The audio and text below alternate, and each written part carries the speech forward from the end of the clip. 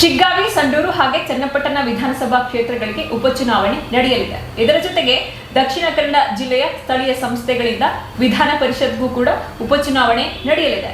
ಇನ್ನು ಈ ಉಪಚುನಾವಣೆ ಡೇಟ್ಸ್ ಏನಿದೆ ಅದು ಈ ತಿಂಗಳಲ್ಲೇ ಘೋಷಣೆಯಾಗುತ್ತೆ. ಸೊ ಈ ಉಪಚುನಾವಣೆಗಳನ್ನ ಸೀರಿಯಸ್ ಆಗಿ ಕನ್ಸಿಡರ್ ಮಾಡಿದೆ ಬಿಜೆಪಿ. ಹೀಗಾಗಿ ಈ 4 ಕ್ಷೇತ್ರಗಳಿಗೆ 4 ಜನ ಉಸ್ತುವಾರಿಗಳನ್ನ ಬಿಜೆಪಿ ನೇಮಕ ಮಾಡಿ ಆಗಿದೆ. ಮಾಜಿ ಸಿಎಂ ಬಸವರಾಜ ಬೊಮ್ಮಾಯಿ ಅವರು ಹಾವೇರಿ ಲೋಕಸಭಾ ಕ್ಷೇತ್ರದಿಂದ ಸಂಸದರಾಗಿ ಆಯ್ಕೆಯಾಗಿರುವಂತಹ ಹಿನ್ನೆಲೆಯಲ್ಲಿ ಇದೀಗ ಶಿಗ್ಗಾವಿ ಶಾಸಕ ಸ್ಥಾನ ತೆರವಾಗಿದೆ. ಸೊ ಹೀಗಾಗಿ ಶಿಗ್ಗಾವಿ ಉಪಚುನಾವಣೆಗೆ ಕೂಡ 4 ಜನ ಉಸ್ತುವಾರಿಯನ್ನ ಬಿಜೆಪಿ ನೇಮಿಸಿದೆ. ಈ ಕ್ಷೇತ್ರಕ್ಕೆ ವಿಪಕ್ಷ ನಾಯಕ ಆರ್ ಅಶೋಕ್ ಮತ್ತು ವಿಪಕ್ಷದ ಉಪನಾಯಕ ಅರವಿಂದ್ ಬೆಲ್ಲದ್, ಶಾಸಕ ಮಹೇಶ್ ತೆಂಗಿನಕಾಯಿ, ಬಿಜೆಪಿ ರಾಜ್ಯ ಪ್ರಧಾನ ಕಾರ್ಯದರ್ಶಿ ಮಾಜಿ ಶಾಸಕ ಪಿ ರಾಜೀವ್ ಅವರನ್ನ ಬಿಜೆಪಿ ಚುನಾವಣಾ ಉಸ್ತುವಾರಿಗಳನ್ನಾಗಿ ನೇಮಕ ಮಾಡಿದೆ. ಸಂಡೂರು ವಿಧಾನಸಭಾ ಕ್ಷೇತ್ರದ ಕಾಂಗ್ರೆಸ್ ಶಾಸಕ ಇ ತುಕಾರಾಂ ಬಳ್ಳಾರಿಯಿಂದ ಲೋಕಸಭೆ ಚುನಾವಣೆಗೆ ಸ್ಪರ್ಧೆ ಮಾಡಿ ಅವರು ಸಂಸದರಾಗಿ ಆಯ್ಕೆಯಾಗಿರುವಂತಹ ಹಿನ್ನೆಲೆಯಲ್ಲಿ ಸಂಡೂರಿಗೂ ಕೂಡ ಉಪಚುನಾವಣೆ ನಡೀತಾ ಇದೆ. ಇನ್ನು ಸಂಡೂರಿಗೆ ಬಿಜೆಪಿ 4 ಉಸ್ತುವಾರಿಯನ್ನ ನೇಮಕ ಮಾಡಿದೆ. ಈ 4 ಜನ ಯಾರ್ಯಾರಪ್ಪ ಅಂದ್ರೆ ಸಂಸದ ಗೋವಿಂದ ಕಾರಜೋಳ, ಶಾಸಕ ಸುನಿಲ್ ಕುಮಾರ್, ಹಾಗೆ 2 MLCಗಳನ್ನ ನೇಮಿಸಿದೆ ಬಿಜೆಪಿ. MLCಗಳಾದ ಎನ್ ರವಿಕುಮಾರ್ ಮತ್ತು KS ನವೀನ್ ಅವರನ್ನ ಬಿಜೆಪಿ ಚುನಾವಣಾ ಉಸ್ತುವಾರಿಗಳನ್ನಾಗಿ ನೇಮಿಸಿದೆ. ಇನ್ನು ಚನ್ನಪಟ್ಟಣ ಕ್ಷೇತ್ರದ ಶಾಸಕರಾಗಿದ್ದಂತಹ ಕುಮಾರಸ್ವಾಮಿ ಅವರು ಲೋಕಸಭಾ ಚುನಾವಣೆಯಲ್ಲಿ ಅಂದ್ರೆ ಮಂಡ್ಯದಿಂದ ಸಂಸದರಾಗಿ ಆಯ್ಕೆಯಾಗಿರುವಂತಹ ಹಿನ್ನೆಲೆಯಲ್ಲಿ ಚನ್ನಪಟ್ಟಣಕ್ಕೂ ಕೂಡ ಇದೀಗ ಉಪಚುನಾವಣೆ ಎದುರಾಗಿದೆ.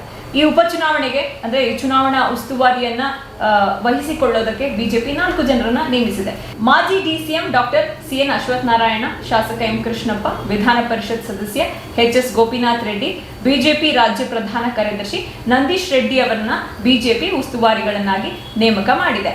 ಇನ್ನು ದಕ್ಷಿಣ ಕನ್ನಡ ಜಿಲ್ಲೆಯ ಸ್ಥಳೀಯ ಸಂಸ್ಥೆಗಳಿಂದ ನಡೀತಾ ಇರುವಂತಹ ವಿಧಾನ ಪರಿಷತ್ನ ಉಪಚುನಾವಣೆ ಅಂದ್ರೆ ವಿಧಾನ ಪರಿಷತ್ನ ಸದಸ್ಯರಾಗಿದ್ದಂತಹ ಕೋಟಾ ಶ್ರೀನಿವಾಸ್ ಪೂಜಾರಿ ಅವರು ಉಡುಪಿ ಚಿಕ್ಕಮಗಳೂರು ಲೋಕಸಭಾ ಕ್ಷೇತ್ರದಿಂದ ಸಂಸದರಾಗಿ ಆಯ್ಕೆಯಾಗಿರುವ ಹಿನ್ನೆಲೆಯಲ್ಲಿ ತೆರವಾಗಿದೆ ಈ ಸ್ಥಾನ. ಇಲ್ಲೂ ಕೂಡ ಬಿಜೆಪಿ 4 ಉಸ್ತುವಾರಿಗಳನ್ನ ನೇಮಕ ಮಾಡಿದೆ. ಅವ್ರು ಯಾರ್ಯಾರಪ್ಪ ಅಂದ್ರೆ ಸಂಸದ ಬಸವರಾಜ ಬೊಮ್ಮಾಯಿ, ಕೋಟಾ ಶ್ರೀನಿವಾಸ ಪೂಜಾರಿ, ಬ್ರಿಜೇಶ್ ಚೌಟ ಮತ್ತು ಪ್ರೀತಮ್ ಗೌಡ ಅವರನ್ನ ನೇಮಕ ಮಾಡಿದೆ. ಸೊ ಈ 4 ಕ್ಷೇತ್ರಗಳ ಪೈಕಿ ಶಿಗ್ಗಾವಿ ಹಾಗೆ ಚನ್ನಪಟ್ಟಣ ವಿಧಾನಸಭಾ ಕ್ಷೇತ್ರಗಳು NDAನ ಹಿಡಿತದಲ್ಲಿದ್ರೆ, ಸಂಡೂರು ವಿಧಾನಸಭಾ ಕ್ಷೇತ್ರ ಕಾಂಗ್ರೆಸ್ನ ಹಿಡಿತದಲ್ಲಿದೆ.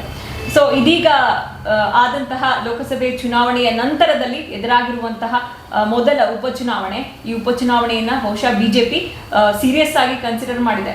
ಸೊ ಹೀಗಾಗಿ ಈ ಚುನಾವಣೆಯನ್ನ ಎದುರಿಸೋಕೆ ಪ್ರತಿಯೊಂದು ಕ್ಷೇತ್ರಗಳಲ್ಲೂ ಕೂಡ 4 ಉಸ್ತುವಾರಿಗಳನ್ನ ಬಿಜೆಪಿ ನೇಮಿಸಿರುವಂತದ್ದು.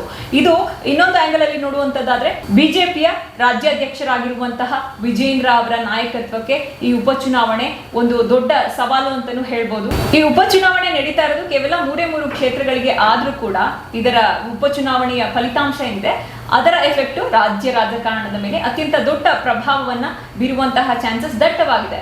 ಯಾಕಂದ್ರೆ ಈಗಾಗಲೇ ಬಿಜೆಪಿ ಹಾಗೆ JDS ಅಂದ್ರೆ NDA ಮೈತ್ರಿಕೂಟದಲ್ಲಿ ಸಾಕಷ್ಟು ಅಸಮಾಧಾನಿತರು ಇದ್ದಾರೆ. ಒಂದು ವೇಳೆ NDA ಮೈತ್ರಿಕೂಟ ಸಂಡೂರು, ಶಿಗ್ಗಾವಿ ಹಾಗೆ ಚನ್ನಪಟ್ಟಣ ವಿಧಾನಸಭಾ ಕ್ಷೇತ್ರದ ಉಪಚುನಾವಣೆಯಲ್ಲಿ ಸೋತಂತಹ ಪಕ್ಷದಲ್ಲಿ NDAನ ಅಸಮಾಧಾನಿತರು ಕಾಂಗ್ರೆಸ್ ಕಡೆಗೆ ವಾಲುವಂತಹ ಚಾನ್ಸಸ್ ಜಾಸ್ತಿ ಇದೆ. ಹಾಗೆ ಇದೇ ರೀತಿ ಕಾಂಗ್ರೆಸ್ನ ಅಸಮಾಧಾನಿತರೇನಿದ್ದಾರೆ, ಒಂದು ವೇಳೆ ಕಾಂಗ್ರೆಸ್ ಈ 3 ಕ್ಷೇತ್ರವನ್ನ ಸೋತಂತಹ ಪಕ್ಷದಲ್ಲಿ ಕಾಂಗ್ರೆಸ್ ಸರ್ಕಾರ, ಸಿದ್ದರಾಮಯ್ಯನವರ ಸರ್ಕಾರಕ್ಕೆ ಅತ್ಯಂತ ಅಭದ್ರತೆಯ ದಿನಗಳು ಆರಂಭವಾಗಲಿದೆ.